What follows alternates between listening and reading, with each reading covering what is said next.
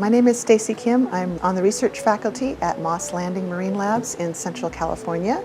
Right now we are at McMurdo Station in Antarctica, and I do research down here on Benthic Ecology, which is studying how the animals that live on and in the seafloor interact with each other. So I'm interested in the communities. The water here is minus 1.8 degrees C, about 29 degrees Fahrenheit, so it's pretty darn cold. It's below freezing. And the parts of your skin that are exposed when you jump in as a diver are your lips and a little bit of skin on your face. And when you first jump in, the stinging, the sense of needles, ice crystals coming into your face is really shocking. And it takes a few seconds for your lips to actually go numb so that you no longer feel that pain. When you first jump in the water, you're going down through a tube of ice, and it's the hole that's been drilled by the drill rig or melted by the hot sea rig. And so you see right in front of you a wall of ice, and you can see all the crystals and all the layers that are in it. And this is also the time when you're checking your gauges and making sure that everything's good and you're feeling the pain in your lips. But then you come out below the ice and your vista just opens out, and we have such incredible visibility down here. 300 meters is not too uncommon. So you get a sense of flying in a way that you don't get it anywhere else when you're diving, because you can actually see hills and valleys and mountains and cliffs in the underwater landscape, which you can't see anywhere else that I've been diving. It's a really incredible experience.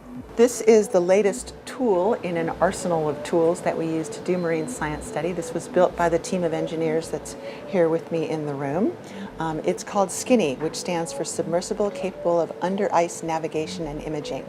It's a ROV, a remotely operated vehicle. So it has a pilot on the surface with a joystick who is sending commands down, so it drives around. So it's kind of like a video game, only it's real world. And SKINNY has an eye. It has a really excellent camera that's recording, and a really good navigational system so that we know exactly where we are. So between those two things, the really good imagery and the really good navigation, we were able to create visual maps of the seafloor, and that's our science goal for this year, is to get into new areas that are deeper than where divers can go and look at these new communities and try to map out where the organisms are distributed and how that relates to the topography or the bathymetry of the seafloor and where the current patterns are moving and how the food is distributed. As an ecologist, I really like working here because it's a fairly simple ecosystem, and it's also the most undisturbed ecosystem on our planet that remains. And so for trying to understand ecology before human impacts or without human impacts, this is a really good place to do that kind of work. And I think that's important because then we can understand what we humans are doing and where that's relevant and where we can work to minimize our impacts to keep the ecology of the planet working in harmony and keep ourselves as well as the rest of the planet happily moving along and working together.